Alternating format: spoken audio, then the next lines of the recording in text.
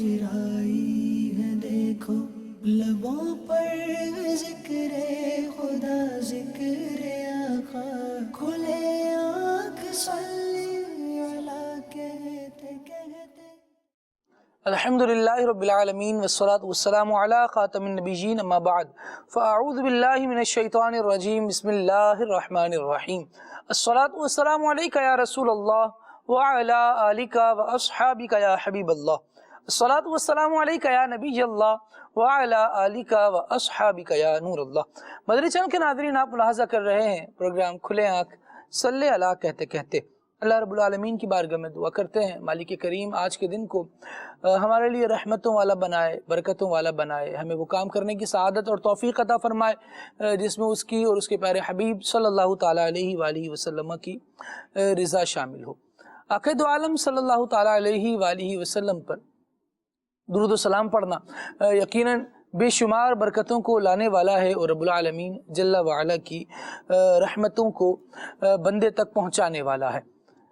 ام المؤمنین حضرت سیدہ عائشہ صدیقہ رضی اللہ تعالی عنہا سحری کے وقت کچھ سی رہی تھی کہ اچانک سوئی گر گئی اور چراغ بجھ گیا۔ اتنے میں نبی کریم صلی اللہ تعالی علیہ وآلہ وسلم تشریف لے آئے۔ چہرہ مبارک کی روشنی سے سارا گھر روشن ہو گیا، حتیٰ کہ سوئی بھی مل گئی۔ آپ رضی اللہ تعالی عنہ نے عرض کی، یا رسول اللہ صلی اللہ تعالی علیہ وآلہ وسلم، آپ کا چہرہ کتنا روشن ہے۔ نور والے آقا صلی اللہ تعالی علیہ وآلہ وسلم نے ارشاد فرمایا، اس شخص کے لیے ہلاکت ہے جو مجھے قیامت کے دن دیکھ نہ سکے گا۔ عرض کی گئی، یا رسول اللہ صلی اللہ تعالی علیہ وآلہ وسلم، وہ کون ہے جو آپ کو نہ دیکھ سکے گا؟ فرمایا، وہ بخیل ہے، وہ کنجوس شخص ہے۔ پوچھا، بخیل کون؟ ارشاد فرمایا، جس نے میرا نام سنا اور مجھ پر درود پاک نہ پڑھا۔ صلو علی الحبیب صلی اللہ تعالی علی محمد صلی اللہ تعالی علیہ وآلہ وسلم۔ اللہ تعالی ہمیں کثرت سے اپنے حبیب صلی اللہ علیہ وآلہ وسلم پر درود و سلام پڑھنے کی توفیق عطا فرمائے۔ آئیے سنتے ہیں تلاوت قرآن۔ اعوذ باللہ من الشیطان الرجیم، میں اللہ تعالیٰ کی پناہ میں آتا ہوں شیطان مردود سے۔ بسم اللہ الرحمن الرحیم، اللہ کے نام سے شروع جو نہایت مہربان رحم والا۔ الذین یجادلون فی آیات اللہ بغیر سلطان اتاہم، وہ جو اللہ کی آیتوں میں جھگڑا کرتے ہیں بے کسی سند کے کہ انہیں ملی ہو۔ کبر مقتا عند اللہ وعند الذین آمنوا، کس قدر سخت بیزاری کی بات ہے اللہ کے نزدیک اور ایمان والوں کے نزدیک۔ كذلك يطبع الله على كل قلب متكبر جبار، اللہ یوں ہی مہر کر دیتا ہے متکبر سرکش کے سارے دل پر۔ وقال فرعون يا هامان ابن لي صرحا لعلي أبلغ الأسباب، اور فرعون بولا، اے حامان میرے لیے اونچا محل بنا، شاید میں پہنچ جاؤں راستوں تک۔ أسباب السماوات فأطلع إلى إله موسى وإني لأظنه كاذبا، کاہے کے راستے آسمانوں کے، تو موسیٰ کے خدا کو جھانک کر دیکھوں، اور بے شک میرے گمان میں تو وہ جھوٹا ہے۔ وَكَذَلِكَ زُيِّنَ لِفِرْعَوْنَ سُوءُ عَمَلِهِ وَصُدَّ عَنِ السَّبِيلِ، اور یوں ہی فرعون کی نگاہ میں اس کا برا کام بھلا کر دکھایا گیا اور وہ راستے سے روکا گیا۔ وَمَا كَيْدُ فِرْعَوْنَ إِلَّا فِي تَبَابٍ، اور فرعون کا داؤں ہلاک ہونے ہی کو تھا۔ وقال الذي آمن يا قوم اتبعون أهدكم سبيل الرشاد، اور وہ ایمان والا بولا، اے میری قوم میرے پیچھے چلو، میں تمہیں بھلائی کی راہ بتاؤں۔ يا قوم إنما هذه الحياة الدنيا متاع وإن الآخرة هي دار القرار. اے میری قوم، یہ دنیا کا جینا تو کچھ برتنا ہی ہے، اور بے شک وہ پچھلا ہمیشہ رہنے کا گھر ہے۔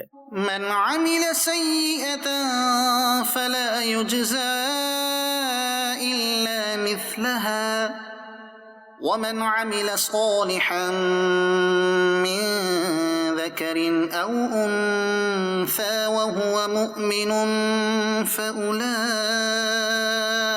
يدخلون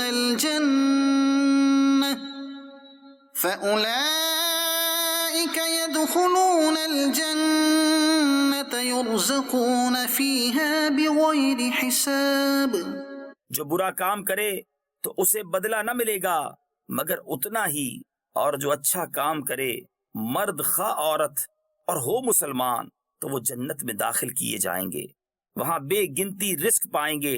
وَيَا قَوْمِ مَا لِي أَدْعُوكُمْ إِلَى النَّجَاةِ وَتَدْعُونَنِي إِلَى النَّارِ. اور اے میری قوم، مجھے کیا ہوا؟ میں تمہیں بلاتا ہوں نجات کی طرف اور تم مجھے بلاتے ہو دوزخ کی طرف۔ تدعونني لأكفر بالله وأشرك به ما ليس لي به علم وأنا أدعوكم إلى العزيز الغفار. مجھے اس طرف بلاتے ہو کہ اللہ کا انکار کروں اور ایسے کو اس کا شریک کروں جو میرے علم میں نہیں، اور میں تمہیں اس عزت والے بہت بخشنے والے کی طرف بلاتا ہوں۔ لا جرم أن ما تدعونني إليه ليس له دعوة في الدنيا ولا في الآخرة وأن مردنا إلى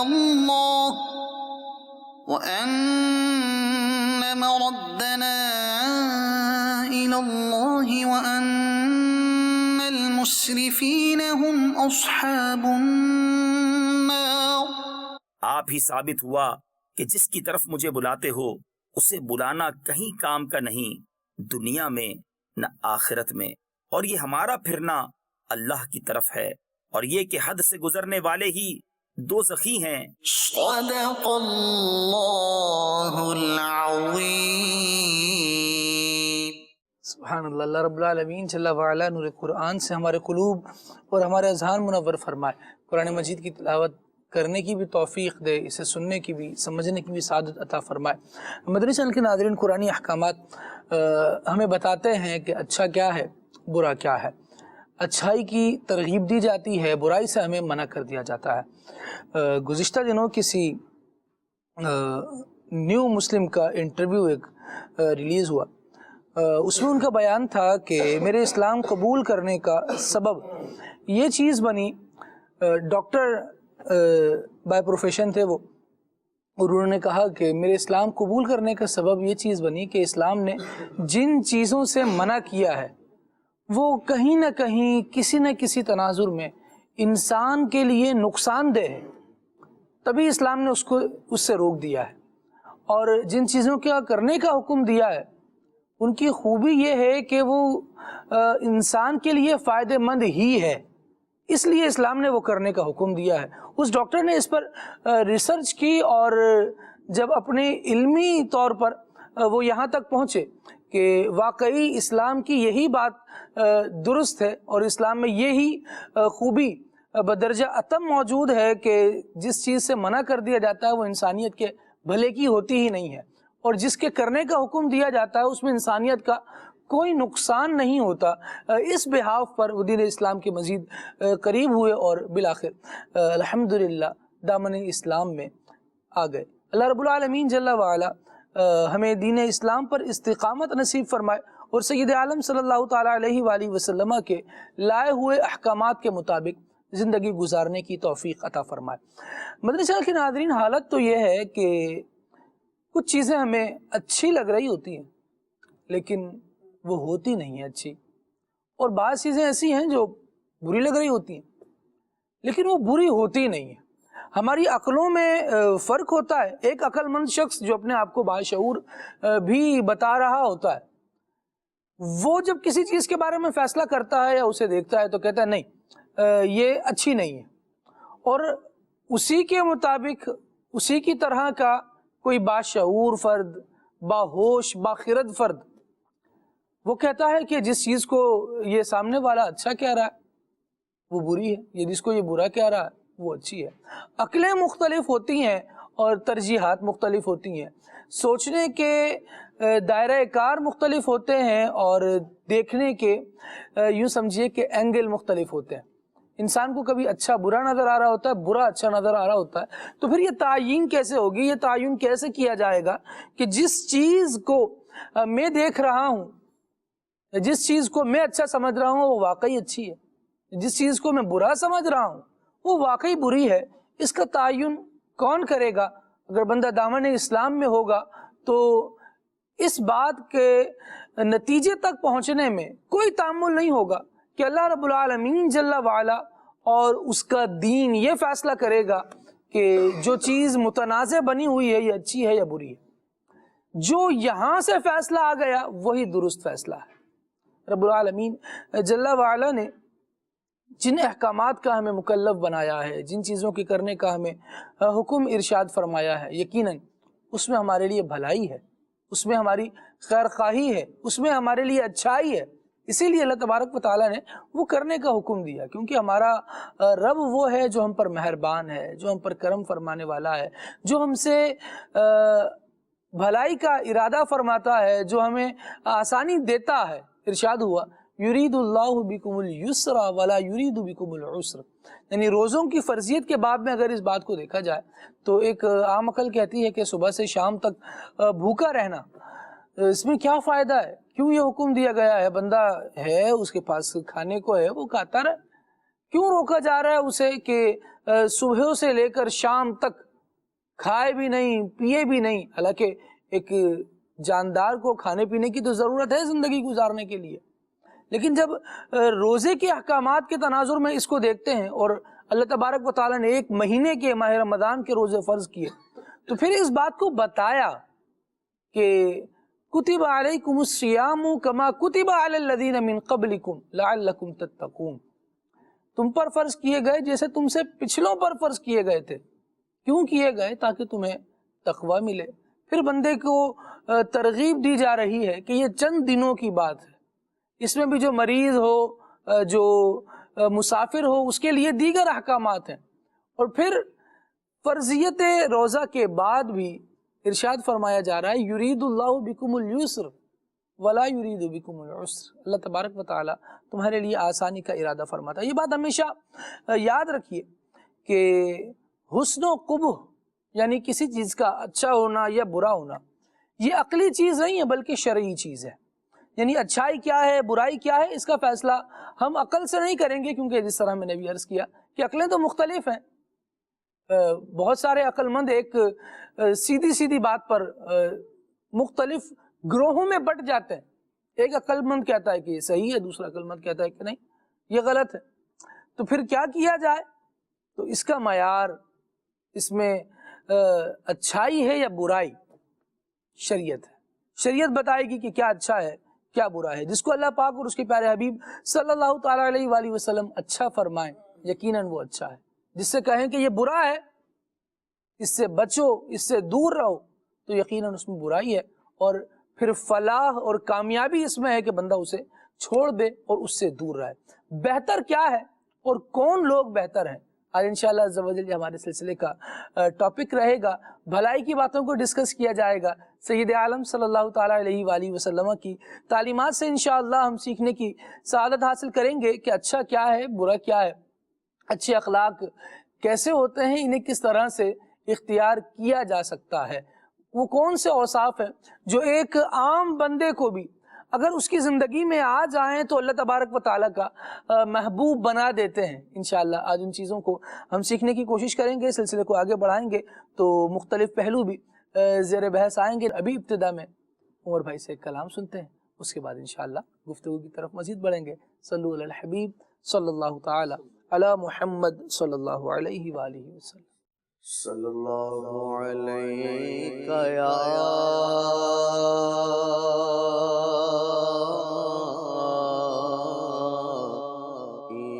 رسول اللہ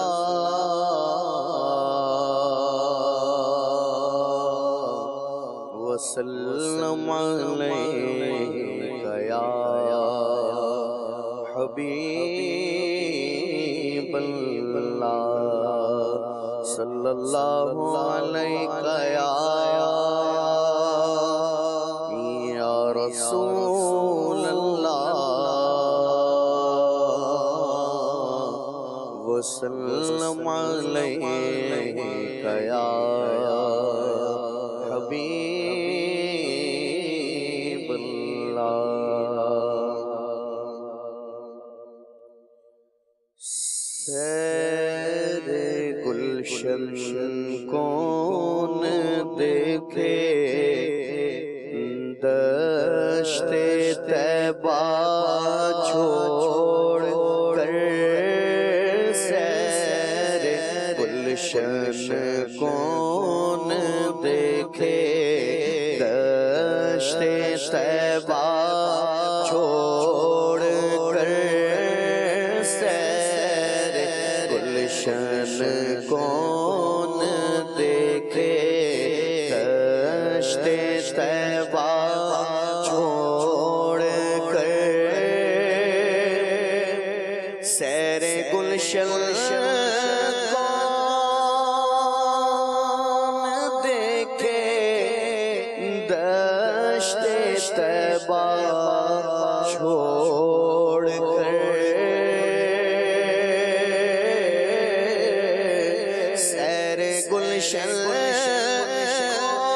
کون دیکھے دشت طیبہ چھوڑ کر سوئے جنت کون جائے در تمہارا چھوڑ کر سوئے جنت کون جائے در تمہارا چھوڑ کر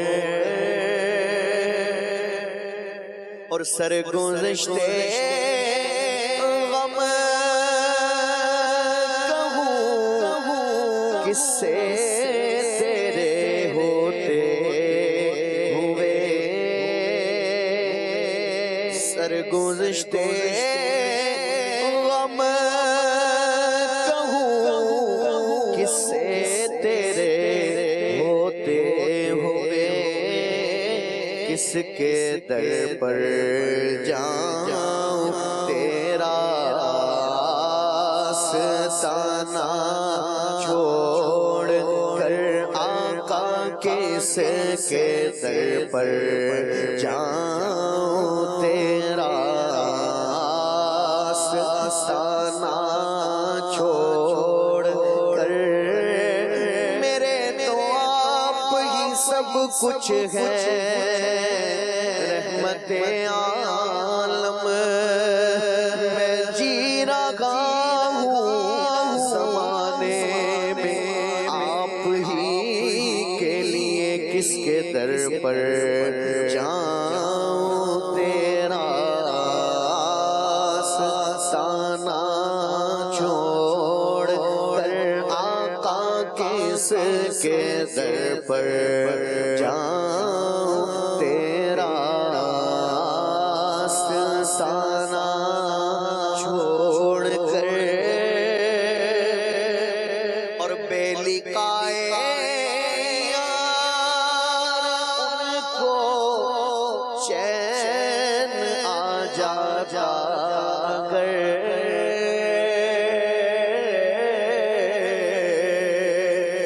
بے لقائے یار ان کو چین آ جاتا اگر بار بار آتے نہ یوں جبریل سدرا چھوڑ کر بار بار آتے نہ یوں جبریل سدرا چھوڑ کر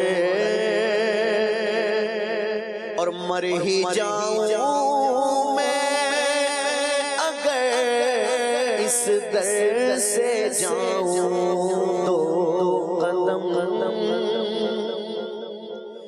مر ہی جاؤں میں اگر اس در سے جاؤں تو قدم کیا بچے بیمار غم قرب مسیحا چھوڑ کر کیا بچے بیمار غم قرب مسیحا چھوڑ کر کیا بچے بیمار غم قرب مسیحا چھوڑ کر ایسے جلوے کروں میں لاکھ حوروں کو نثار ایسے جلوے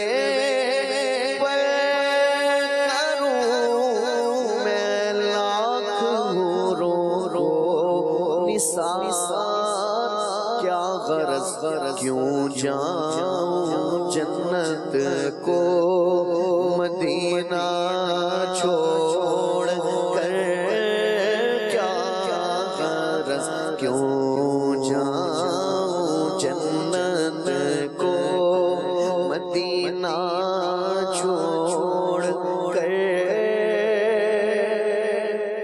اور حشر میں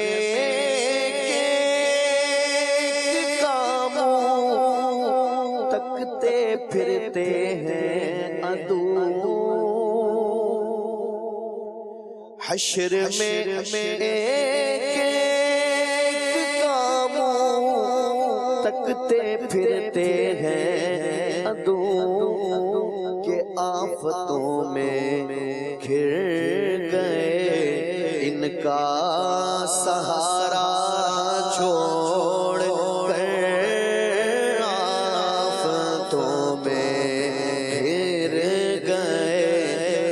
کر سہارا چھوڑ کر آفتوں میں گھر گئے ان کا سہارا چھوڑ کر اور مر کے جیتے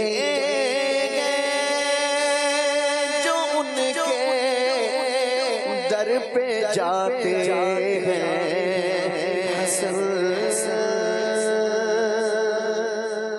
مر کے جیتے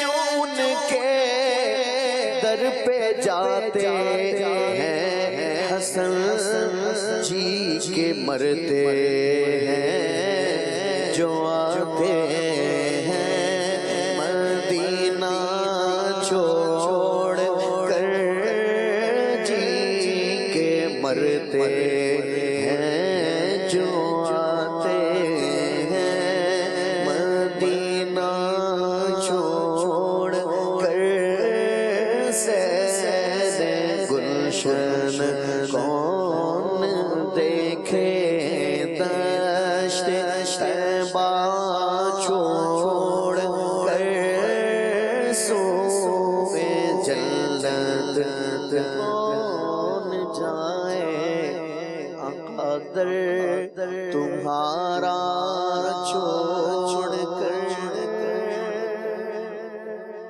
سبحان اللہ کیا بات ہے جی. استاد زمن شہنشاہ سخن مولانا حسن رضا خان رحمۃ اللہ تعالی علیہ کا زبردست کلام جو آقا دو عالم صلی اللہ تعالی علیہ وآلہ وسلم کی محبت اور ان کے دیار کی محبت سے بھرپور کلام ہے. اللہ کریم ہمیں اس کلام کی برکتیں عطا فرمائے.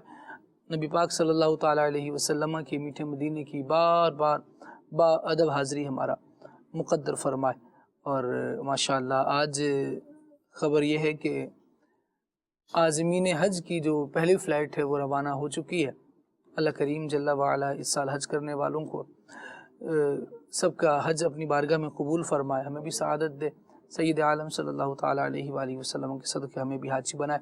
مدنی چینل کے ناظرین، بہتر کون آج سلسلے کا عنوان ہے، ٹاپک ہے، اس پر انشاءاللہ گفتگو ہونی ہے۔ ہم سب کے ویسے اپنے اپنے معیارات سیٹ ہیں، ہمیں کب کون بہتر لگتا ہے، اور بس جس سے ہمارا کام نکل جائے بھائی وہی بندہ اچھا ہے۔ اگر کام اس نے اٹکا دیا، پھنسا دیا، پھر چاہے کتنا نمازی ہے، کتنے اچھے اخلاق والا ہے، کتنا ملنسار ہے، جو اچھائی امیجن کی جا سکتی ہے وہ بھلے اس میں پائی جاتی ہے، لیکن اگر ادان بھائی میرا کام اس نے نہیں کیا، میرے گوٹ جو ہے وہ اس کے پاس پھنسی ہوئی ہے، تو پھر اس سے برا آدمی کوئی نہیں۔ بسم اللہ الرحمن الرحیم۔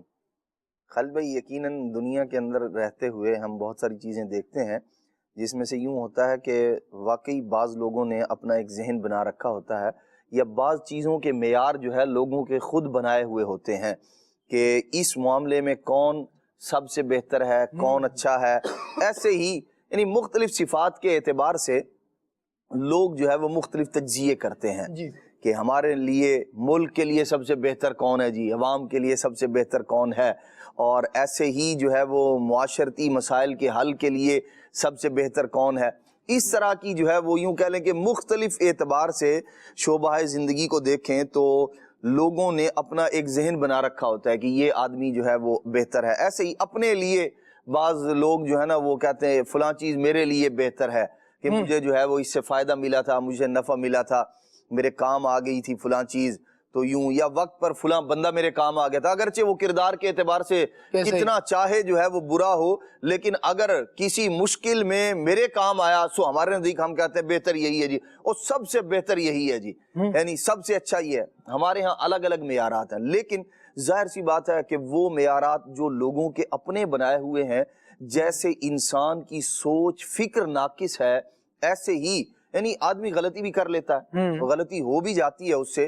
بعض اوقات جو ہے یوں کہہ لیں کہ جو صغرا کبرا ملا کر بندہ نتیجہ نکالتا ہے وہ بھی غلط ہو جایا کرتا ہے، اور اس کے اسباب ہوتے ہیں مختلف، زیادہ چھوٹا پڑ جاتا ہے۔ بالکل ایسے ہی بعض دفعہ ہم جو ہے وہ مختلف چیزوں کو ضرب تقسیم کر کے جمع نفی کر کے جب نتیجہ حاصل کر رہے ہوتے ہیں نا، تو ضروری نہیں کہ ہر بار وہ نتیجہ درست ہو، کیونکہ ہماری سوچ فکر عقل اس میں خطا واقع ہو جاتی ہے، بندہ خطا غلطی کر دیتا ہے، تو جو انسانوں کے بنائے ہوئے معیار ہیں ان کے اندر غلطیاں بھی ہو جایا کرتی ہیں، بنائے ہوئے نظام بھی غلط ہو جایا کرتے ہیں، لیکن جو سب سے اکمل عقل عطا فرمانے والا ہے اللہ تبارک و تعالی، اس کے جو فیصلے ہیں، جو اس کا عطا کردہ معیار ہے وہ غلط نہیں ہوتا۔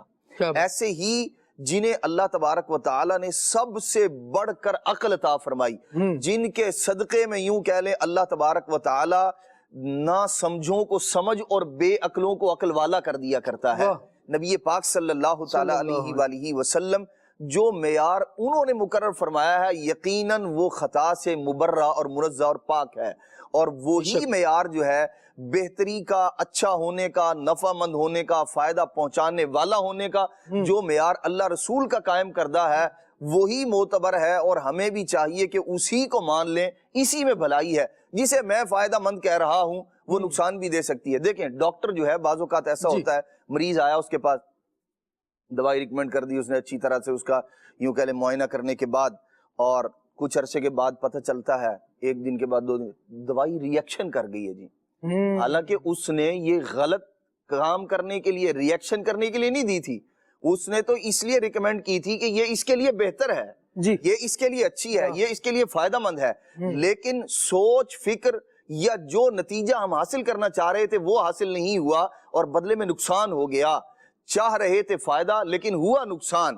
لیکن جب جس چیز کو اللہ رسول فرما رہے ہیں یہ بہتر ہے، یہ فائدہ مند ہے، یہ فائدہ دینے والی چیز ہے، ایسا نہیں ہو سکتا جسے اللہ رسول فائدے والا کہیں، اللہ رسول جس کو بہتر کہیں، جسے افضل کہیں، جسے مسلمانوں کے کام آنے والا کہیں، دنیا میں بھی آخرت میں بھی وہ کام نہ آئے، ایسا نہیں ہو سکتا۔ اگر ایسا ہے کہ وہ کام نہ آئے تو اس کے اندر بندے کی اپنی غلطی شامل ہے کہ اس نے کوئی ایسا کام کر دیا، جیسے نیکیاں بندے کے کام آنے والی چیز ہیں، قیامت میں بھی کام ہے، کہ دنیا میں بھی اجر ہے، ثواب ہے، اور اس کی جو ہے وہ برکت بھی ہے، اور اللہ تبارک تعالیٰ نیکیوں کی برکت سے بندے کے رزق میں بھی فراوانی عطا فرماتا ہے، رزق میں برکت عطا فرماتا ہے۔ لیکن اگر نیکیوں کے باوجود ایسا نہیں ہو رہا، فائدہ جو ملنا چاہیے تھا وہ نہیں مل رہا، تو اس کا مطلب ہے یا تو نیکی بندہ کر نہیں رہا، صرف سمجھ رہا ہے کہ میں نیکی کر رہا ہوں، حقیقت میں وہ نیکی نہیں ہے، یا پھر وہ ایسا کر رہا ہے کہ نیکی کرنے کے بعد ایسا کام کر رہا ہے، اس نے ایک ایسا ریموور رکھا ہوا ہے، ادھر نیکی کرتا ادھر مٹا دیتا ہے، ادھر نیکی کرتا ادھر مٹا دیتا ہے۔ تو ایسی صورت میں بھی جیسے آپ لکھتے چلے جائیں اور ریموور سے مٹاتے چلے جائیں تو آپ کو تحریر نظر نہیں آئے گی، لکھے ہوئے کا اثر نظر نہیں آئے گا۔ ایسے ہی بعض اوقات بندہ نیکی کر رہا ہوتا ہے لیکن اس کے ساتھ اس کو برباد کرنے والا کام بھی سر انجام دے رہا ہوتا ہے، جس کی وجہ سے نتیجہ ظاہر نہیں ہو رہا ہوتا۔ اللہ تبارک و تعالی نیکی درست طریقے سے نہیں کر رہا ہوتا۔ ہاں جی بالکل، نبی کریم صلی اللہ تعالیٰ علیہ وآلہ وسلم کا ایک صحابی کو نماز سکھانے کا معاملہ ہے جی، کہ ارشاد فرمایا دوبارہ نماز پڑھیے، آپ کی نماز فصلی فإنک لم تصلی۔ نبی پاک علیہ السلام نے فرمایا، حالانکہ وہ انہوں نے ادا کیا، جو رکوع بھی کیا، سجدہ بھی کیا، لیکن اس کے باوجود حضور علیہ السلام نے فرمایا پھر پڑھو، تم نے نماز نہیں پڑھی، یعنی جیسے پڑھنا چاہیے تھا ویسے نہیں پڑھا۔ اگرچہ ظاہر میں یوں کہہ لیں کہ اپنے اعتبار سے انہوں نے پڑھ لیا، لیکن ایسے ہی بعض اوقات آدمی نیکی کر رہا ہوتا ہے لیکن وہ نیکی ہوتی نہیں، وہ اسے سمجھ رہا ہوتا ہے کہ یہ نیکی ہے، نماز پڑھ رہا ہے لیکن اس کے تقاضوں بے وضو کھڑا ہے، اللہ اکبر، اب وہ تلاوت بھی کر رہا ہے، رکوع بھی کر رہا ہے، سجدے بھی کر رہا ہے، بھائی لاکھ وہ کرتا رہے لیکن جو اس کے سب سے پہلی چیز تھی، جو شرط تھی، وہی نہیں پائی گئی، تو باقی ساری چیزیں تو بعد کی ہیں۔ افعال اور ارکان جو نماز کے اندر والے ہیں ہاں جی، وہ تو سارے ادا ہو رہے ہاں ہیں جی، لیکن اس سے پہلے جو اہتمام تھا وہ نہیں تھا۔ بالکل بالکل۔ تو ایسے ہی یہ ساری کی ساری چیزیں ہمیں بتاتی ہیں کہ ہمیں اپنا جو بہتری کا، بہتر کا، افضل کا، خیر کا جو معیار ہم نے قائم کر رکھا ہے، اس پر سوچ اور فکر جو ہے وہ کرنے کی ضرورت ہے۔ کہیں ایسا تو نہیں کہ ہم نے کوئی ایسا جو ہے وہ معیار مقرر کر رکھا ہے کہ جو اللہ تبارک و تعالی اس کے پیارے محبوب صلی اللہ تعالیٰ علیہ وآلہ وسلم کے بتائے ہوئے معیار کے مخالف ہے۔ اس لیے ہمیں چاہیے کہ اپنی سوچ فکر کے بجائے جسے شریعت نے کہا نا کہ یہ بہتر ہے، یہ فائدے والا ہے، یہ کام آنے والا ہے، اس کو لے لیں کیونکہ وہ یقیناً فائدے والا ہے۔ اور نبی پاک صلی اللہ تعالیٰ علیہ وآلہ وسلم نے احادیث مبارکہ میں بہت سی ایسی چیزوں کے بارے میں ارشاد فرمایا اور بڑے پیارے الفاظ ہیں نبی پاک علیہ السلام کے، خیرکم کے الفاظ ہیں، کہیں خیارکم کے الفاظ ہیں، کہیں افضل کے الفاظ ہیں، کہیں خیر لکم کے الفاظ ہیں۔ نبی پاک علیہ السلام تمہارے لیے افضل یہ ہے، تمہارے لیے بہتر یہ ہے، تمہارے لیے خیر یہ ہے، تم میں سے خیر والا وہ ہے۔ تو اس طرح کے نبی پاک علیہ السلام کے بہتر، خیر اور یوں کہہ لیں فائدہ مند ہونے کے اعتبار سے نبی پاک علیہ السلام نے جو الفاظ ذکر فرمائے، ہمیں چاہیے کہ ان کو اپنی زندگی کے اندر نافذ کریں، اپنے آپ پر دیکھیں کہ کیا میں بھی اس معیار پر پورا اترتا ہوں جو نبی پاک صلی اللہ تعالیٰ علیہ وآلہ وسلم نے بہتری کا معیار ذکر فرمایا۔ سب سے پہلے تو قرآن مجید فرقان حمید میں جو اللہ کریم نے ایک بہتری کا معیار ذکر فرمایا، سارے کے سارے معیار ایک طرف فرمایا ان اکرمکم عند اللہ اتقاکم، اللہ تبارک و تعالیٰ کے نزدیک، اللہ کی بارگاہ میں سب سے مکرم، عزت والا، احترام والا، مقام والا، مرتبے والا وہ ہے اتقاکم، فرمایا جو سب سے بڑا پرہیزگار ہے، جو خوب تقوی اور پرہیزگاری اختیار کرنے والا بندہ ہے۔ اب آدمی غور کر لے، سب سے پہلی بات جو ہے وہ جو اللہ تبارک تعالیٰ کی بارگاہ میں مقام مرتبے والی ہے، فلاں پہنچا ہوا ہے، ادھر گیا ہے، ادھر گیا ہے، یہ ساری باتیں ہمیں اس ایک میزان کے اندر دیکھنی ہوں گی۔ اتقاکم، تقوی کی دولت جس کے پاس ہے، اللہ کی بارگاہ میں وہ مقام و مرتبے والا ہے۔ ظاہری طور پر اگرچہ اس کے پاس مال، دولت، بینک بیلنس، یہ وہ اتنا کچھ نہیں ہے جتنا ہم لوگوں نے بنا رکھا ہے اپنے ذہنی اعتبار سے کہ یہ اس معیار کا بندہ بہت زبردست ہوتا ہے جی، بہت اچھا ہے، وہ اللہ کی بارگاہ میں پہنچا ہوا ہے۔ اللہ کی بارگاہ میں مقرب وہ ہے، اللہ تبارک و تعالیٰ کی بارگاہ میں عزت والا وہ ہے جو اتقاکم، ارشاد فرمایا تم بہترین جو تقوی والا ہے، جو طہارت والا ہے، خدا خوفی والا ہے، اللہ سے ڈرنے والا جو بندہ۔ بڑی زبردست بات آپ نے دنوے بیان فرمائی، اور جو آیت کریمہ لی اس کے شان نزول کے حوالے سے ایک قول یہ بھی بیان کیا گیا کہ جب سید عالم صلی اللہ تعالیٰ علیہ وآلہ وسلم نے حضرت بلال حبشی رضی اللہ تعالیٰ عنہ سے ارشاد فرمایا کہ کعبے کی چھت پر چڑھ کر وہ اذان دے، تو بہت سے لوگ تھے جو یہ منظر دیکھ رہے تھے. اب فتح مکہ کا موقع ہے. حضرت بلال حبشی رضی اللہ تعالی عنہ یہ وہ فرد ہیں جو مکے میں ایک غلام کی حیثیت سے اپنی زندگی کے کئی سال گزار چکے ہیں. اب جو لوگوں کی نظروں میں ان کا اسٹیٹس تھا وہ یہی تھا کہ یہ تو ایک غلام آدمی ہے, اس کو کہاں یہ موقع دیا جائے کہ یہ کعبے کی چھت پر چڑھے, یہ تو بڑی عزت کا کام ہے. یعنی یہاں تو معاملہ یہ تھا کہ کعبۃ اللہ شریف کی عمارت کے اندر حجر اسود نصب کرنے میں سردار لڑ رہے تھے. وہ سید عالم صلی اللہ تعالیٰ علیہ وآلہ وسلم کی سیرت کا مشہور واقعہ. کہاں تو سرداروں میں اس بات پر لڑائی تھی اور کہاں اس غلام کو کعبے کی چھت پر چڑھنے کا کہا جا رہا ہے.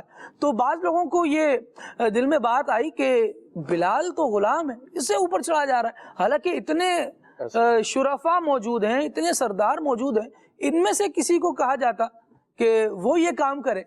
تو آقا کریم صلی اللہ تعالیٰ علیہ وآلہ وسلم نے ان سے باز پرس بھی فرمائی, اور پھر یہ آیت کریمہ نازل ہوئی اور حضرت بلال حبشی رضی اللہ تعالیٰ عنہ کا گویا متقی ہونا بھی بیان فرما دیا گیا, اور اس بات کو بھی بیان کر دیا گیا کہ اللہ رب العالمین کی بارگاہ میں عزت کا, شرف کا, بزرگی کا معیار کیا ہے. اور وہ معیار یہ بتایا گیا کہ جو اللہ تبارک و تعالیٰ کا خوف دل میں رکھنے والا ہے, اللہ عز و جل کی عزت دل میں رکھنے والا ہے, جس کا دل عظمت الہی سے بھرا ہوا ہے اور وہ حکامت الہی کا پابند ہے اللہ رب العالمین کی بارگاہ میں, وہ عزت والا ہے. یہ تو ہمارے معیار ہیں کہ جو شاید شریعت کے معیار پر آتے نہیں, یا ہم اپنے دل کو منا کر اس طرف لاتے نہیں. ہم اپنے معیار خود سیٹ کر رہے ہوتے ہیں. کماتا کیا ہے, دکھتا کیسا ہے, گاڑی کس ماڈل کی ہے, کتنے عرصے میں چینج کرتا ہے, ایک سوٹ کتنے دن چلاتا ہے, اور کون سی برانڈ کے کپڑے یوز کرتا ہے, کون سی برانڈ کی چیزیں اس کے زیر استعمال رہتی ہیں. بہت سارے معیارات اور بہت ساری باتیں ہم سب ملا کے رکھتے ہیں, اور اس کے بعد پھر جا کر ہم کہیں ایک انسان سلیکٹ کرتے ہیں اور پتہ چلتا ہے کہ ساری چیزیں اس کی برانڈڈ تھیں. صرف اخلاق کا, اس کے کردار کا جو برانڈ تھا نا, وہ قرآن و حدیث کے بالکل اپوزٹ آ گیا. پھر کیا ہوتا ہے کہ جتنی اچھائیاں اور خوبیاں اس کی سیرت میں یا اس کی شخصیت میں ہم نے دیکھی تھی, اس کی سیرت میں اس کا عشر اشیر بھی موجود نہیں ہے. نتیجہ یہ ہوتا ہے کہ وہ اچھا بھلا بندہ, خوبصورت اور چنگا کیا ہوتا ہے, وہ ایسا بندہ پڑتا ہے کہ ایک آنکھ نہیں بھا رہا ہوتا. وہ اپنے تمام تر یوں سمجھیں کہ کر و فر کے ساتھ, اپنی ساری شاہی سواری کے ساتھ, اپنی ایک لگژری لائف کے ساتھ ایسا ہوتا ہے کہ اس کی طرف نظر بھی نہیں کرنے کا دل کر رہا ہوتا. اور کبھی اچھے اخلاق کی وجہ سے اللہ کریم کسی جھوپڑی والے کو عزت دے دیتا ہے. کیا فرماتے ہیں اس میں؟ بے شک اصل بات وہی آتی ہے خالد بھائی کہ جو معیار ہے اللہ رسول نے جو ہے وہ اس کو بیان کیا ہے, اور یہ معیار جو ہے وہ یوں سمجھ لیجئے کہ اصل حقیقت رکھتا ہے, اصل معنی رکھتا ہے کسی کی جانچ کا, کسی کے پڑتال کا.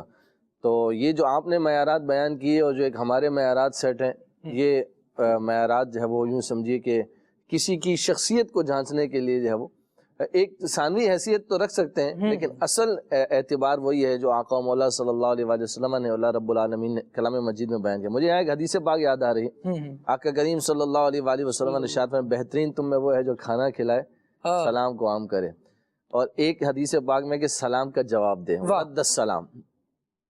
اس کے ضمن میں ایک بڑی خوبصورت حدیث پاک لکھی ہے کہ ایک صحابی رسول نبی کریم صلی اللہ علیہ وآلہ وسلم کی خدمت میں حاضر ہوئے. عرض کی یا رسول اللہ انعیم صباحا, آج کے ہمارے دور میں آپ کہیے گڈ مارننگ. نبی کریم صلی اللہ تعالی علیہ وآلہ وسلم کی خدمت میں آ کر عرض کرتے ہیں یا رسول اللہ انعم صباحا, صبح بخیر, یعنی گڈ مارننگ. تو نبی کریم صلی اللہ تعالی علیہ وآلہ وسلم نے ارشاد فرمایا یہ اسلام کا مزاج تو نہیں ہے, یہ اسلام کا طریقہ تو نہیں ہے. ارشاد فرمایا اسلام کا جو سلام کا انداز ہے وہ کیا ہے, السلام علیکم ورحمۃ اللہ وبرکاتہ. نبی کریم صلی اللہ تعالی علیہ وآلہ وسلم نے اس کو جو ہے وہ تعلیم فرمایا صحابی رسول کو. اب آپ دیکھیے کہ ہمارے معیارات جو ہمارے ہم دیکھتے ہیں آج کل جو ہے وہ جس طریقے سے ایک مزاج انداز اختیار کیا جا رہا ہوتا, لیکن نبی کریم صلی اللہ تعالیٰ علیہ وآلہ وسلم کی تعلیمات آپ دیکھیے, حضور علیہ الصلوۃ والسلام کا جو ہے وہ مبارک انداز اور مزاج آپ دیکھیے کہ کس خوبصورت انداز میں جو ہے وہ تعلیم فرمائی. یعنی وہی بات کہ اصل جو وہ کہنا میں اس کا اعتبار عقل کے اوپر نہیں ہے، ہماری عقل کو کیا اچھا لگ رہا ہے، ہمارے مزاج کو کیا اچھا لگا ہے، ہمیں سمجھ کیا آ رہا ہے۔ نبی کریم صلی اللہ تعالیٰ علیہ وآلہ وسلم، اللہ بہتر جاننے والا ہے کہ ہمارے حق میں کیا بہتر ہے، کیا چیز ہمارے لیے جب وہ فائدہ مند ہے۔ اب یہ الفاظ میں بھی کوئی کباہت نہیں تھی، لیکن نبی کریم صلی اللہ تعالیٰ علیہ وآلہ وسلم اس چیز کا بیان فرما رہے ہیں جو ہمارے لیے بہتر ہے، جس میں ہماری دنیا کی بھی بہتری ہے، ہماری آخرت کی بھی۔ آیت کریمہ بھی ہے نا سلام کے بارے میں، وَإِذَا حُيِّيتُم بِتَحِيَّةٍ فَحَيُّوا بِأَحْسَنَ مِنْهَا أَوْ رُدُّوهَا۔ مزاج اسلام کیا ہے کہ جب کوئی سلام کرے اور یوں سمجھے کہ مل رہا ہے، ملاقات کرتے ہوئے آپ کو سلام کر رہا ہے تو اس کو جواب دیا جائے، وہی الفاظ کہہ دیے جائیں یا اس سے بہتر الفاظ اس کو دہرائے جائیں، اس کو لوٹائے جائیں، یہ حسن اسلام ہے۔ اب صبح اچھی ہو، صبح اچھی ہے، یہ الفاظ اور اس کی بنسبت سید عالم صلی اللہ علیہ وسلم کی سنت کے وہ الفاظ جو حضرت آدم علیہ السلام سے رائج ہوئے اور پھر سارے ہی صالحین اس کو اپناتے ہیں۔ خالد بھی اگر مانوی اعتبار سے بھی دیکھا جائے نا، یعنی ویسے تو افضل وہی الفاظ ہیں جو نبی پاک صلی اللہ تعالیٰ علیہ وآلہ وسلم نے تعلیم ارشاد فرمائی حدیث پر نظر کرتے ہوئے، لیکن اگر ہم معنی کے اعتبار سے بھی غور کریں نا، اگر کوئی آدمی کہتا ہے تمہاری صبح اچھی ہو تو اس نے اچھا ہونے کو صبح کے ساتھ قید کر دیا ہے، یعنی تمہاری صرف صبح اچھی ہو، دوپہر میں پھر تمہیں ضرورت ہے، شام میں پھر ایک اور جو ہے وہ گڈ ایوننگ کی ضرورت ہے، رات میں پھر جو ہے گڈ نائٹ کی ضرورت ہے۔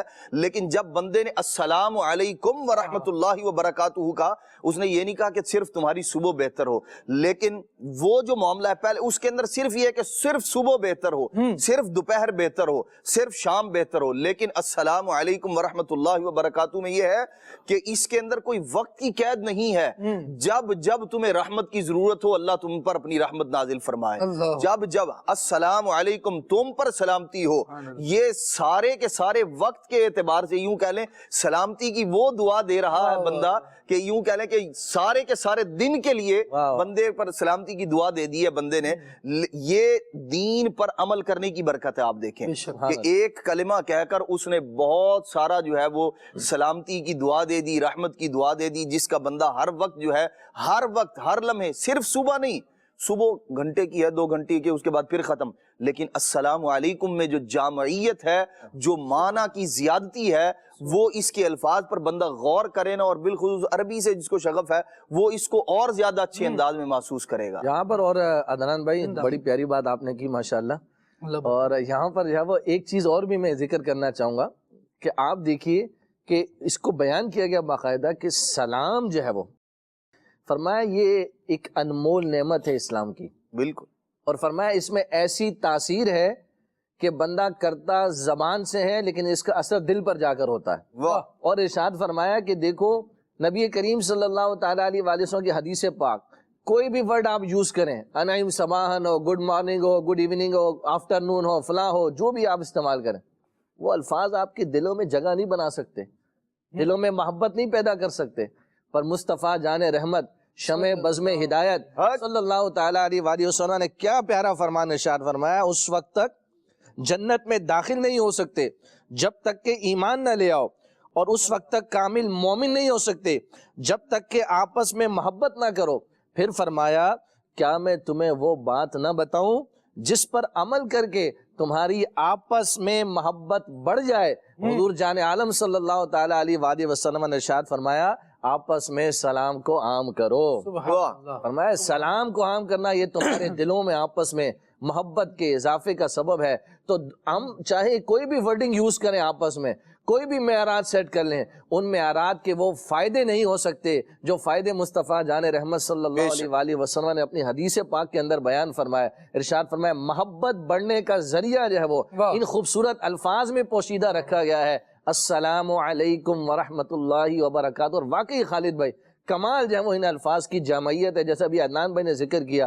تو یہ اگر ہم اس کو اختیار کریں نا تو پھر جو ہے وہ اسی میں مزہ ہے، اسی میں لطف ہے، اسی میں محبت ہے، اسی میں اپنائیت ہے، اسی میں دل لگی ہے، اسی میں جو ہے وہ دلوں کا میلان ہے۔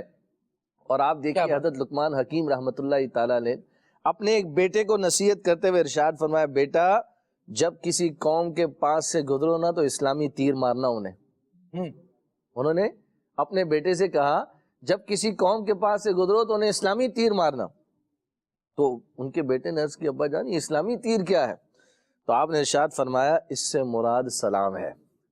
اس سے مراد کیا ہے؟ سلام ہے. ارشاد فرمایا جب سلام کرو گے تو تمہارا سلام محبت سے بھرا ہوا تیر بن کر سامنے والے کے دل پر لگے گا اور محبت بڑھانے کا سبب بنے گا.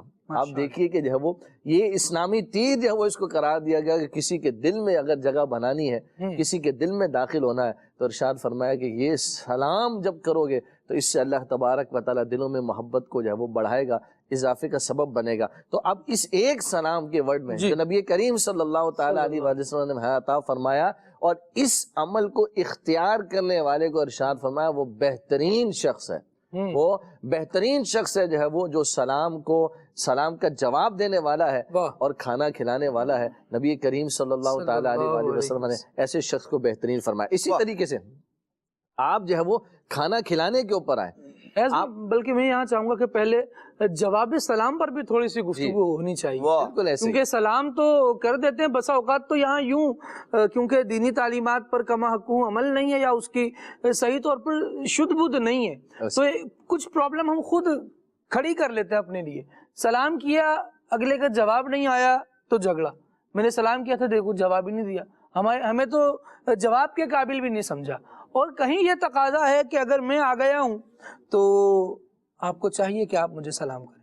اللہ اکبر. ارے یار یہ کیا طریقہ ہے؟ اور پھر اگر کسی نے سلام نہیں کیا، آپ نے دیکھا اس نے تو سلام ہی نہیں کیا. یہ عجیب و غریب قسم کے نزاع جھگڑے ہم نے تیار کیے ہوئے. حالانکہ شرعی تعلیمات نبی کریم صلی اللہ علیہ وسلم کی بات یہ تو ہمیں یہ درس دے رہی ہے کہ یہ دل میں اترنے کا ذریعہ ہے، یہ محبتوں کو عام کرنے کا ذریعہ ہے.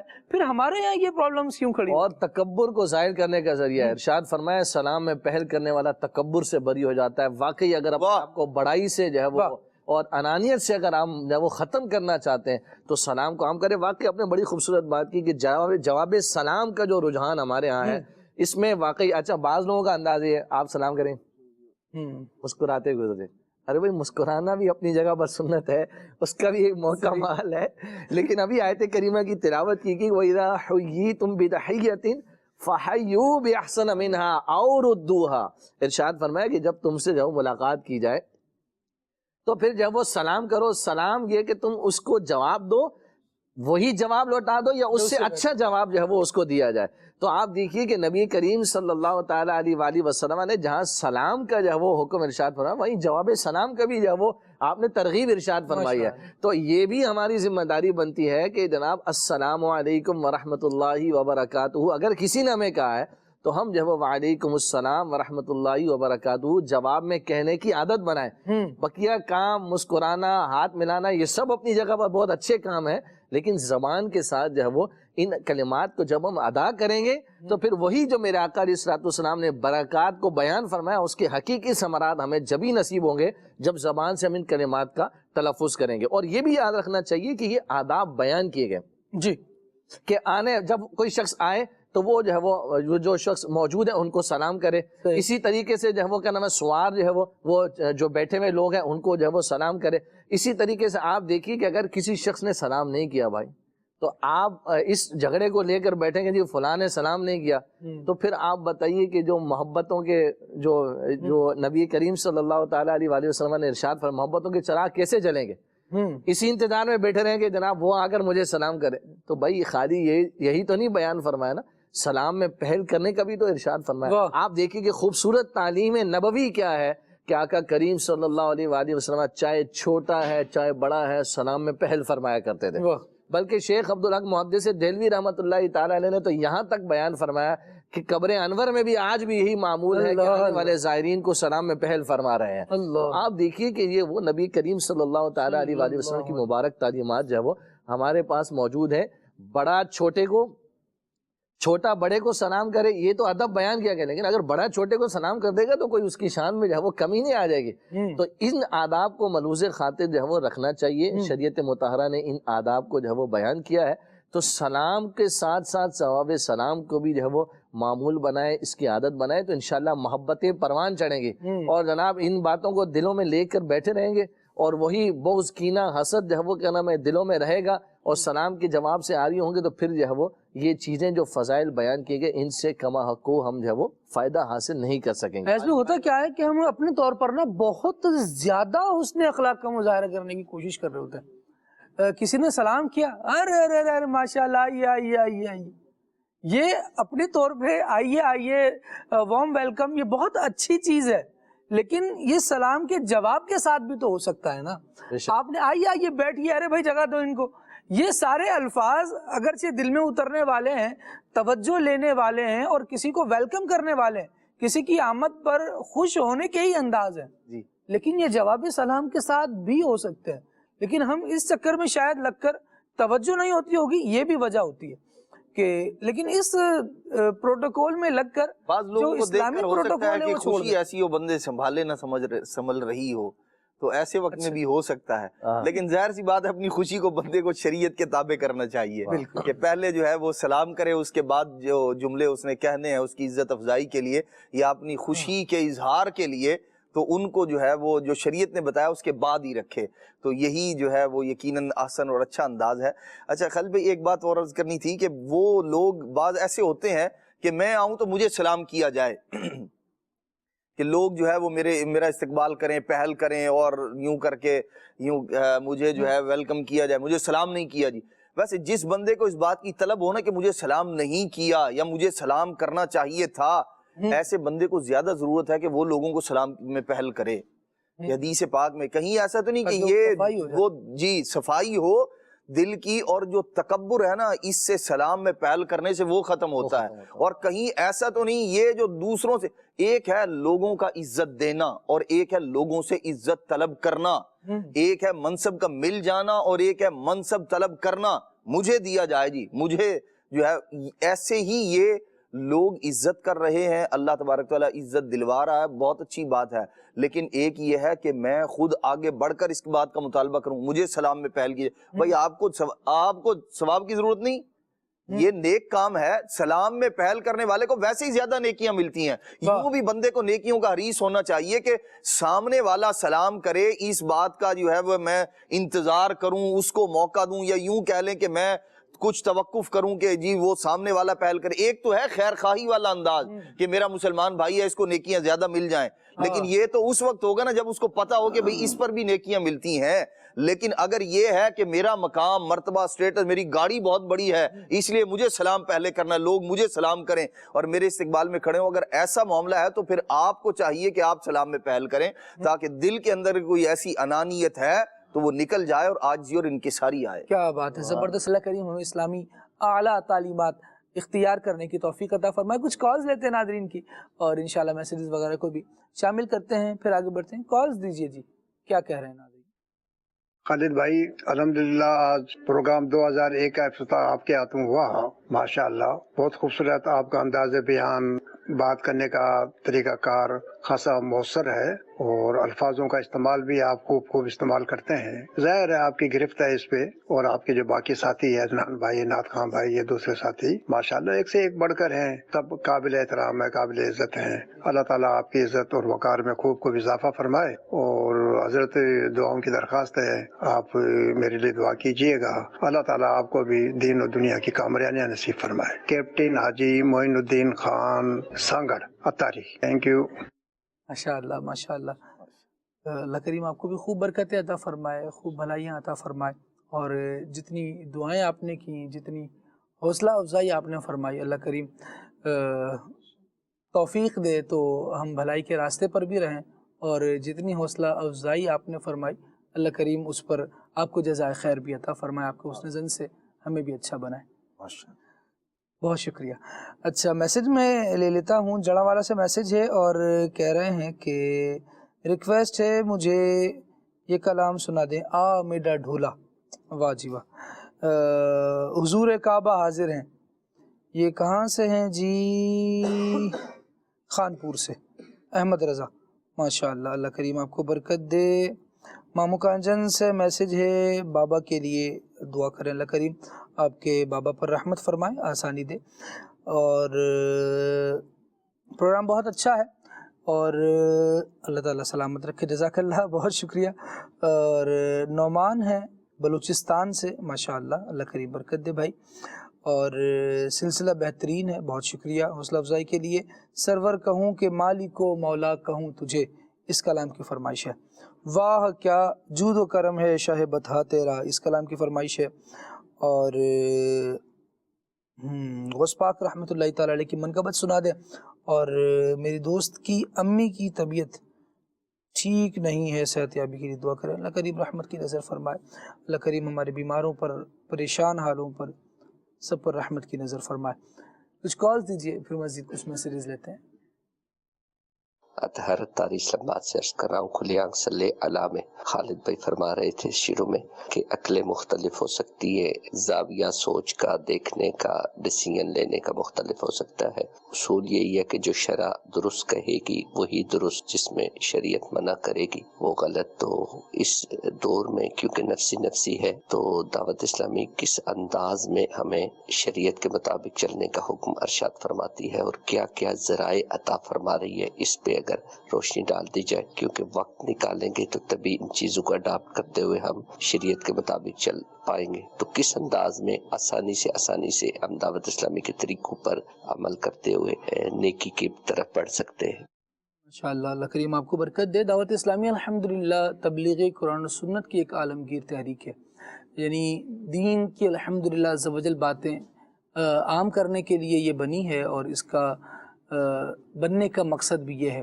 کہ تعلیمات اسلامیہ کو عام کیا جائے، اور مبلغین نبی کریم صلی اللہ تعالیٰ علیہ وآلہ وسلم کی سنتیں سیکھیں بھی اور سکھاتے بھی چلیں۔ امیر اہل سنت دامت برکاتہم العالیہ نے جو مدنی مقصد ہمیں عطا فرمایا وہ یہی ہے کہ مجھے اپنی اور ساری دنیا کے لوگوں کی اصلاح کی کوشش کرنی ہے۔ ذرائع تو آپ دیکھ رہے ہیں کہ مختلف استعمال کیے جا رہے ہیں، الیکٹرانک میڈیا ہے، سوشل میڈیا ہے، پرنٹ میڈیا ہے، اور الحمدللہ عز و جل ہماری مساجد جو اہل اسلام کے مراکز ہیں ان میں درس و تدریس کا سلسلہ ہے، درس فیضان سنت کا الحمدللہ عز و جل ایک سلسلہ ہے۔ یہ سارے ہی ذرائع ہیں۔ اس کے علاوہ پرٹیکولر دین کے احکام سیکھنے کے لیے، سمجھنے کے لیے مختلف کورسز کرائے جا رہے ہیں۔ آپ جہاں کہیں ہیں، اگر دعوت اسلامی کے دینی ماحول کے قریب آتے ہیں، دعوت اسلامی کے ہفتہ وار سنت و بر اجتماعات میں شرکت کرنے والے بن جاتے ہیں، جہاں دعوت اسلامی کا درس ہو رہا ہے وہاں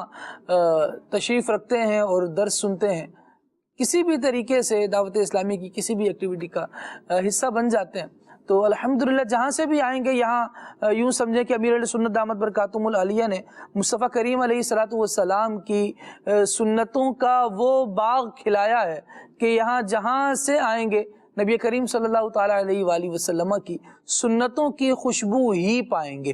تو چاہے کورسز کر لیجئے، چاہے کسی دینی کام میں شریک ہو جائیے، چاہے کچھ دیر کے لیے بھی اسلامی بھائیوں سے ملاقات کریں گے نا، تب بھی یہ چیزیں آپ کو ملیں گی۔ ذرائع مختلف اختیار کیے جا رہے ہیں، اور الحمدللہ عز و جل یہ سلسلہ جاری۔ اپنی دعوت اسلامی کا آپ بھی دست و بازو بنیے، اللہ کریم جل وعلا میں دینی ماحول سے وابستہ رہنے کی توفیق عطا فرمائے۔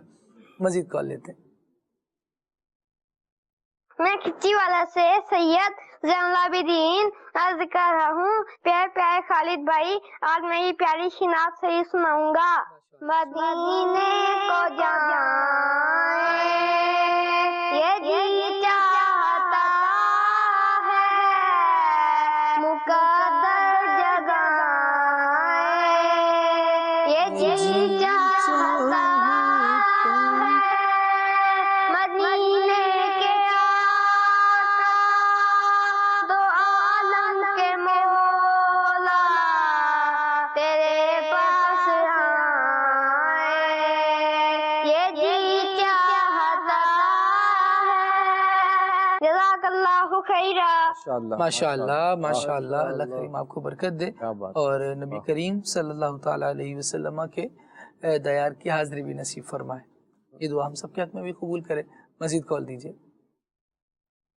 میرا نام حمزہ یاسین ہے۔ عمر بھائی، آپ نے آج بہت اچھی نعت پڑھی ہے، مدینے کی یاد میں رلا دیا، جزاک اللہ۔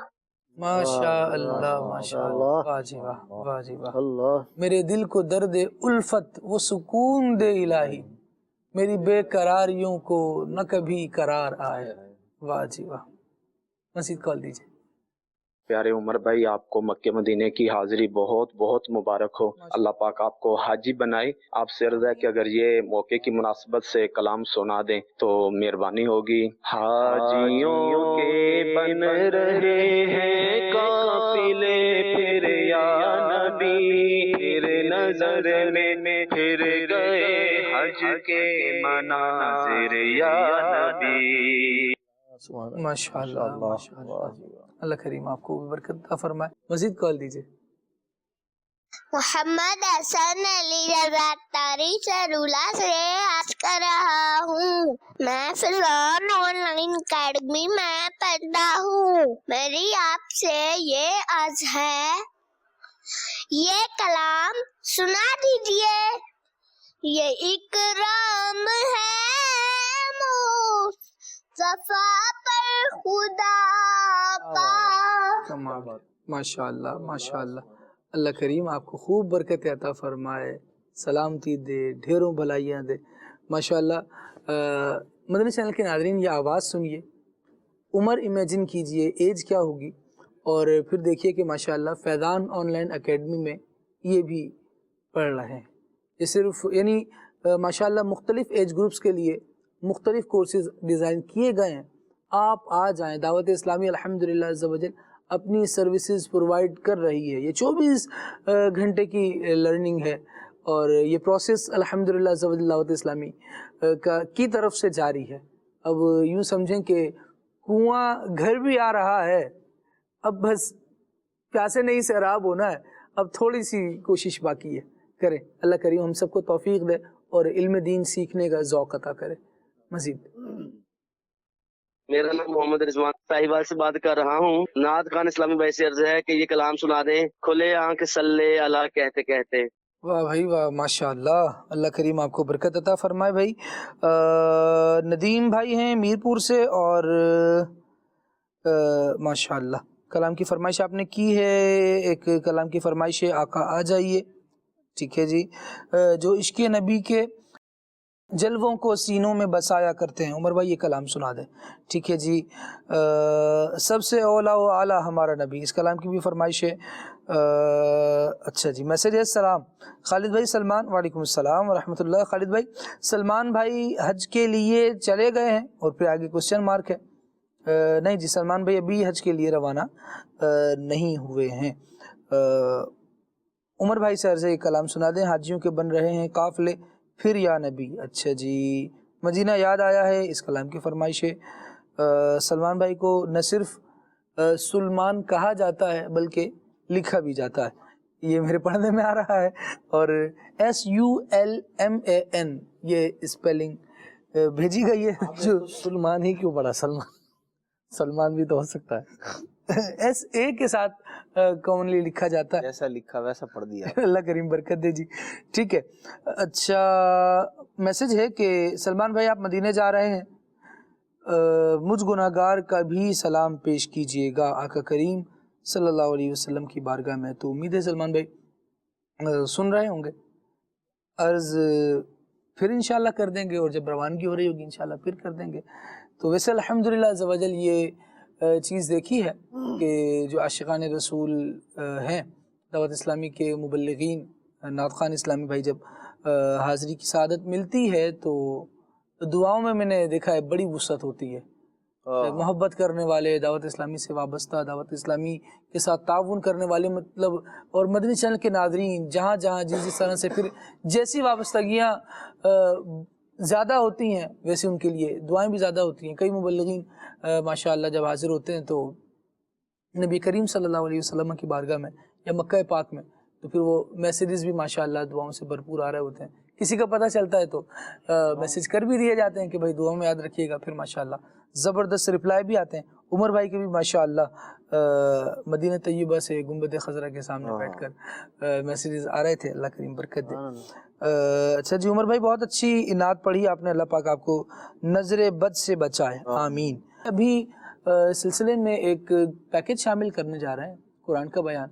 वापस आएंगे तो कुछ मैसेजेस मैंने और लेने, और उमर भाई से इंशाल्लाह फिर हम कलाम सुनेंगे।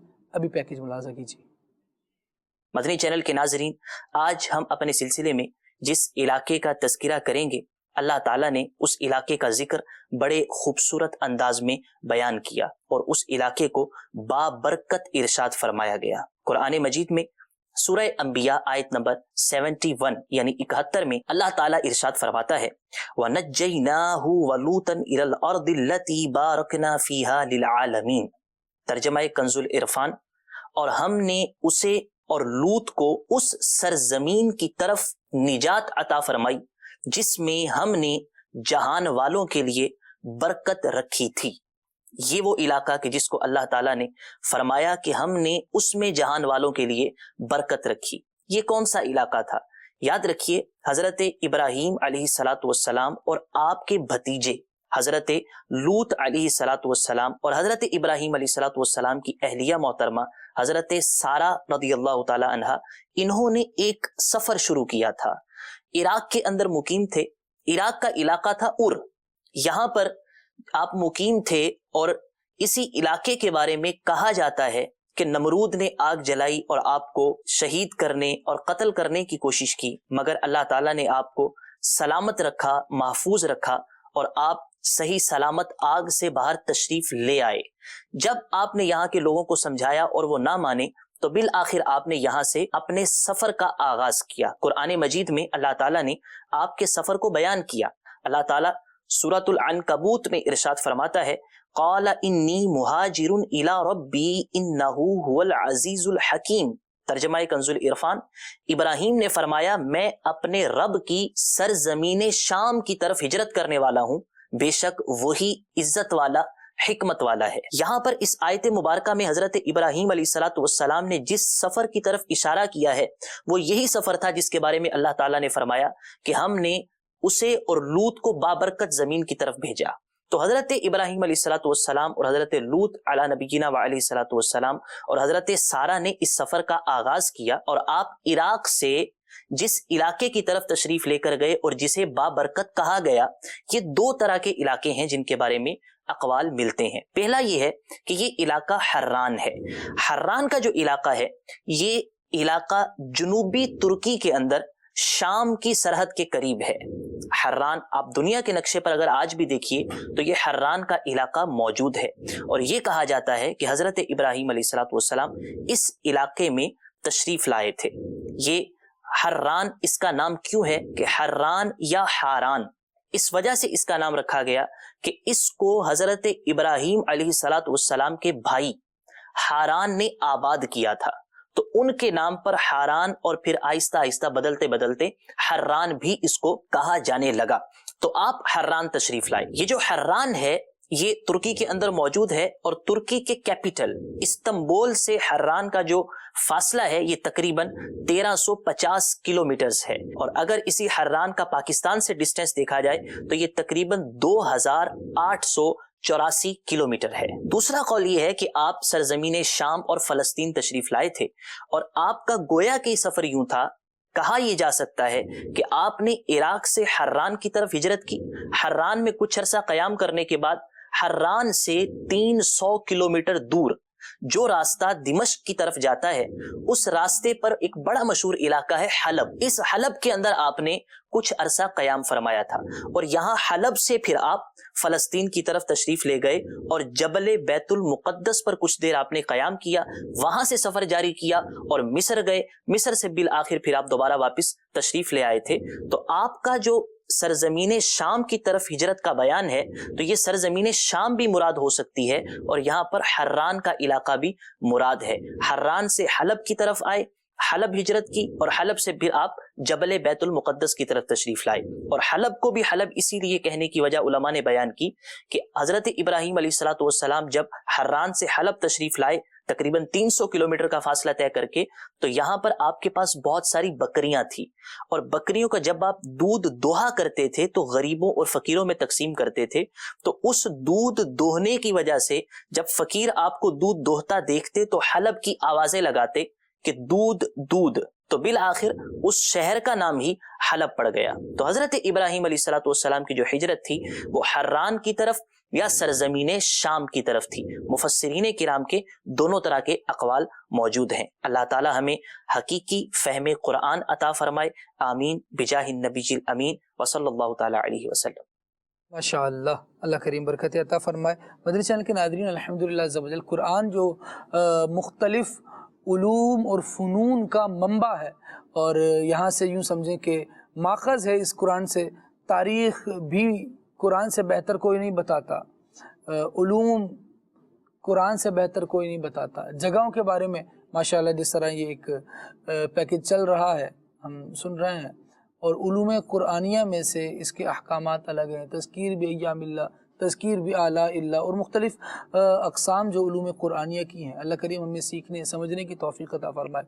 ہر قسم کا ایک الگ ذوق ہے اور ہر جہت میں ایک الگ جہان ہے۔ قرآن ایسا بیان ہے کہ رب العالمین نے ارشاد فرمایا ہے وَلَا رَطْبٍ وَلَا يَابِسٍ إِلَّا فِي كِتَابٍ مُبِينٍ۔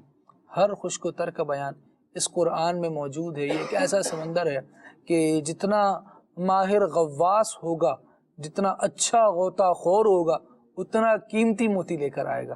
اللہ کریم جل وعلا ہمیں قرآن سے اپنا تعلق مضبوط کرنے کی توفیق عطا فرمائے۔ میسیجز کچھ شامل کرتے ہیں۔ عمر بھائی میسیج ہے، مدینے سے بلاوا آ رہا ہے، یہ کلام سنا دیجئے۔ اچھا جی، کیا سبز سبز گنبد کا خوب ہے نظارہ، اس کلام کی بھی فرمائش ہے۔ مری سے عرض کر رہا ہوں، اور یہ ناز یہ انداز ہمارے نہیں ہوتے، یہ کلام سنا دیجئے۔ آیا ہے بلاوا پھر ایک بار مدینے کا، اس کلام کی فرمائش ہے۔ واہ جی واہ، اللہ کریم برکتیں دے، راہ پرخار ہے کیا ہونا ہے، اس کلام کی بھی فرمائش ہے۔ اور عجب کرم شاہ والا تبار کرتے ہیں، اس کلام کی فرمائش ہے، اور ساتھ لکھا ہے اور میرے لیے دعا فرمائیں کل میرا ایگزام ہے۔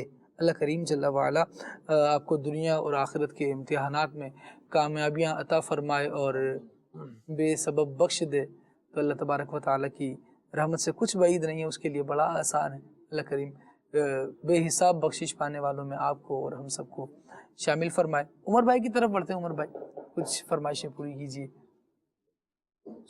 صلی اللہ علی محمد صلی اللہ علیہ وآلہ وسلم۔ حاجیوں کے بن رہے ہیں قافلے پھر یا نبی، حاجیوں کے بن رہے ہیں قافلے پھر یا نبی، حاجیوں کے بن رہے ہیں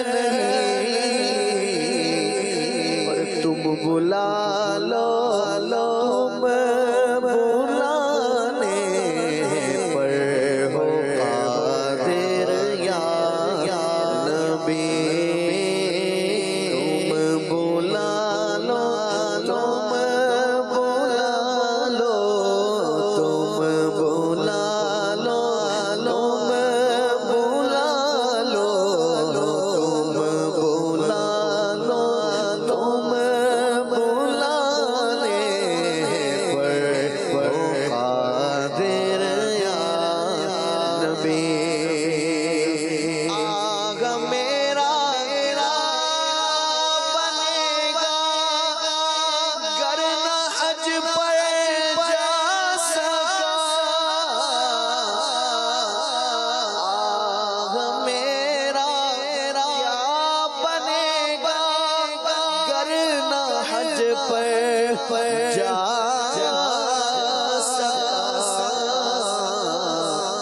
ہو کرم اتار پر ہو کرم بدکار پر ہو جائے حاضر یا نبی ہو کرم اتار پر ہو جائے حاضر یا نبی حاجیوں کے بن رہے ہیں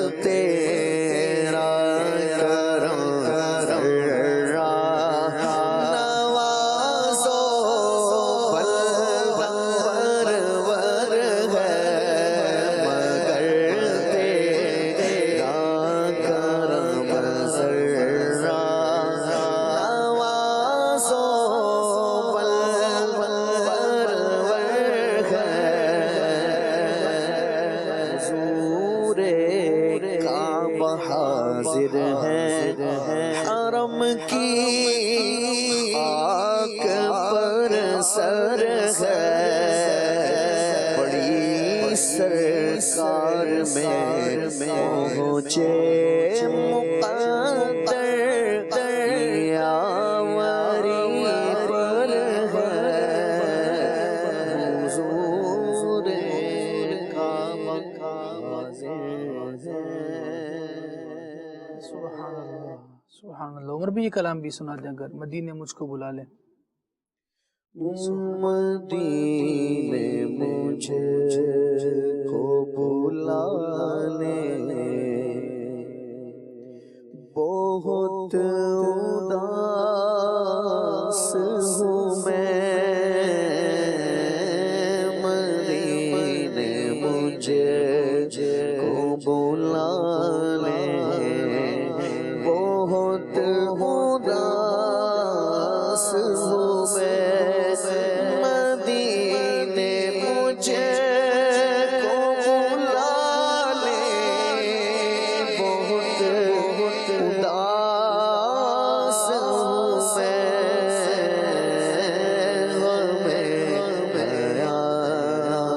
غم جہاں سے بچا لے بہت اداس ہوں میں جہاں سے بچا لے بہت اداس ہوں میں اداسیوں نے میرے گھر پہ ڈیرا ڈالا ہے اداسیوں نے میرے گھر پہ ڈیرا ڈالا ہے مصیبتوں سے نکالے بہت اداس ہوں میں مصیبتوں سے نکالے بہت اداس ہوں میں کرم حضور ہو ایسا کہ سارا گھر آئے کرم حضور ہو ایسا کہ سارا گھر آئے حضور سب کو بلا لے بہت اداس ہوں میں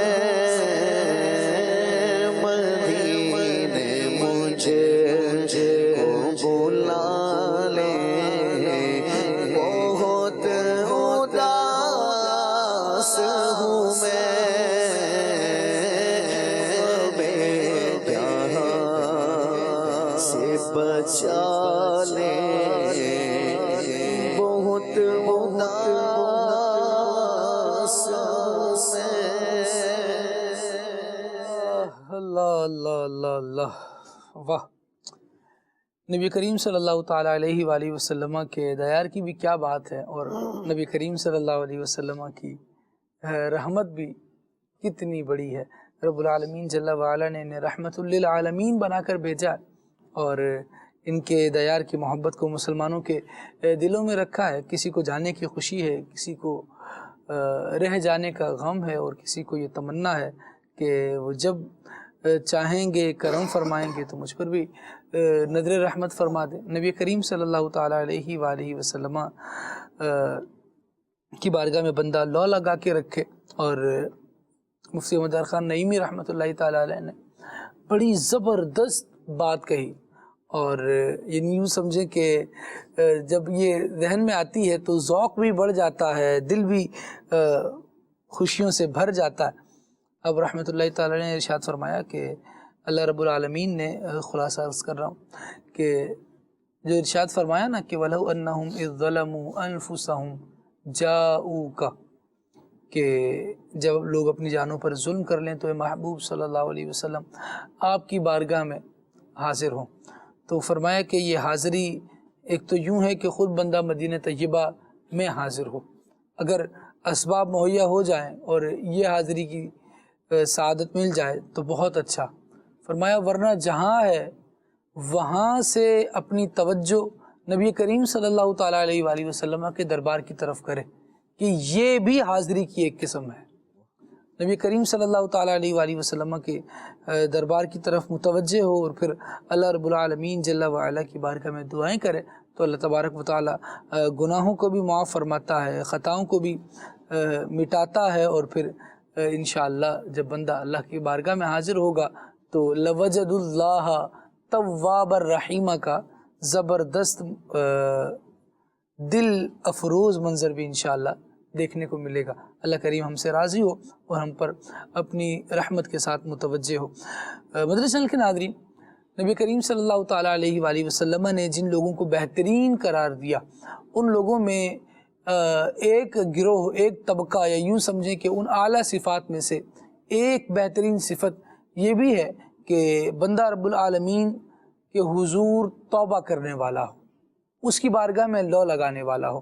جب بندہ اللہ کریم کی بارگاہ میں لو لگاتا ہے تو وہ اللہ کو بڑا پسند آتا ہے، اللہ اس سے محبت فرماتا ہے. اللہ کریم ہمیں توبہ کرنے کی بھی توفیق عطا فرمائے، اور جن کی توبہ اللہ کریم قبول فرماتا ہے ان سعادت مندوں میں ہم سب کو بھی شامل فرمائے اور ہمیں حقیقی توبہ کی توفیق نصیب فرمائے. آقا دو عالم صلی اللہ تعالیٰ علیہ وآلہ وسلم کے فرمان عظیم کے مطابق بڑے اچھے ہیں وہ لوگ اور بڑے سعادت مند ہیں وہ لوگ کہ جنت میں داخل ہوں گے کہ جن کا آخری کلام لا الہ الا اللہ ہو، یعنی کلمہ طیبہ پڑھتے ہوئے جو جائیں گے وہ انشاءاللہ بڑے سعادت مند ہوں گے کہ جنت کا داخلہ انہیں نصیب ہوگا.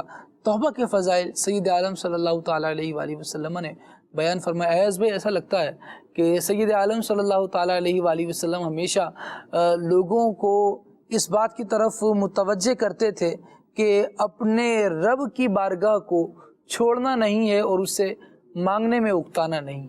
ایسا ہی ہے بالکل. بلکہ آپ دیکھیے کہ قرآن کریم فرقان حمید کے اندر اللہ رب العالمین نے توبہ کرنے والوں کی عظمت کو بیان کرتے ہوئے ارشاد فرمایا ان اللہ یحب التوابین ویحب المتطہرین. سبحان اللہ. ارشاد فرمایا بے شک اللہ تبارک و تعالیٰ بہت توبہ کرنے والوں کو پسند فرماتا ہے. سبحان اللہ. اور آپ دیکھیے کہ وہ کہنا میں نبی کریم صلی اللہ علیہ وآلہ وسلم نے جو خوبصورت فرمان میں ارشاد فرمایا، یعنی کہ بتقاضِ بشریت گناہ سرزد ہو جائیں گے لیکن ارشاد فرمایا کہ پھر وہ اللہ کا بندہ مومن حضور علیہ الصلوۃ والسلام کا امتی وہ ہے. ارشاد فرمایا جو پھر اس گناہ پر ڈٹا نہ رہے بلکہ اللہ تبارک و تعالیٰ کی بارگاہ میں رجوع کرے، اللہ تبارک و تعالیٰ کی بارگاہ میں توبہ کرے. ارشاد فرمایا سارے ہی بنی آدم خطا کار ہیں لیکن ارشاد فرمایا خطا کاروں میں بھی بہترین وہ ہے جو توبہ کرنے والا ہے. آپ دیکھیے کہ کتنی خوبصورت بات جو ہے وہ ارشاد فرمائے کہ خطا کار، یعنی گناہ تو بندے سے ہو جائے گا، خطا بندے سے ہو جائے گی،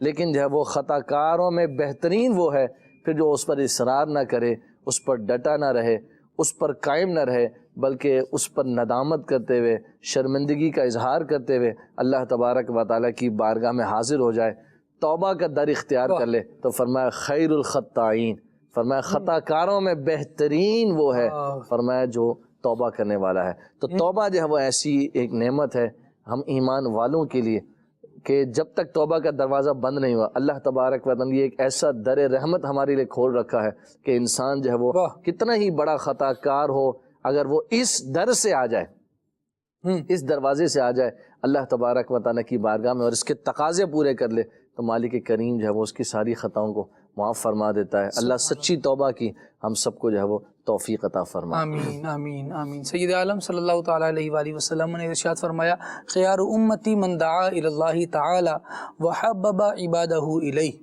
کہ میری امت میں بہترین وہ ہے کہ جو اللہ تبارک و تعالیٰ کی طرف بلائے، اس کی توحید کی طرف لوگوں کو بلائے اور اس راستے کی طرف دعوت دے. وحبب عبادہ الیہ، اور اللہ کے بندوں کو اللہ کا محبوب بنائے. اللہ کریم ہمیں اس بہترین وصف کو بھی اپنانے والا بنائے اور یہ وصف اپنانا چاہتے ہیں تو پھر میں عرض کروں گا کہ دعوت اسلامی کے دینی ماحول سے وابستہ ہو جائیں. یہاں الحمدللہ عز و جل نیکی کی دعوت دینے کا سلسلہ ہے، برائیوں سے روکنے کا سلسلہ ہے، اور یہی تو وہ وصف ہے کہ جو انبیاء کرام علیہم الصلاۃ والسلام کی سنت کریمہ رہا ہے. ہمیں بھی اللہ کریم یہ اپنانے کی توفیق عطا فرمائے اور اس کے حقوق کی ادائیگی کی بھی سعادت نصیب فرمائے. مدنی چینل کے ناظرین، سلسلے کا وقت اختتام پذیر ہوا. سلسلہ کرنے میں اگر کوئی غلطی کوتاہی ہو گئی، رب العالمین جل وعلا اپنے فضل و کرم سے اسے معاف فرمائے اور گزارشات اپنی بارگاہ میں قبول فرمائے. سبحانک اللہم و بحمدک اشہد ان لا الہ الا انت استغفرک و اتوب الیک. صلاۃ والسلام. یا نبی سلام علیکہ، یا رسول سلام علیکہ، یا حبیب سلام علیکہ، یا حبیب سلام علیکہ، صلوات اللہ علیکہ. مصطفیٰ خیر الورا ہو، سرور دو سرا ہو، اپنے اچھوں کا تصدق، اپنے اچھوں کا تصدق، ہم بدوں کو بھی نباہ ہو. یا نبی سلام علیکہ، یا رسول سلام علیکہ. آقا غم شناس بھی تمہیں ہو، دل کے پاس بھی تمہیں ہو، غم شناس بھی تمہیں ہو، دل کے پاس بھی تمہیں ہو، دل کی آس بھی تمہیں ہو، دل کی آس بھی تمہیں ہو، اور اس دل کو راس بھی تمہیں ہو. یا نبی سلام علیکہ، یا رسول سلام علیکہ. حق درود پہ بھیجے تم مدام اس کو سراہو، کیوں رضا مشکل سے ڈریے، کیوں رضا مشکل سے ڈریے، جب نبی مشکل کشا ہو. یا نبی سلام علیکہ، یا رسول سلام علیکہ، یا حبیب سلام علیکہ، صلوات اللہ علیکہ. نیا دن ہے صبح پھر آئی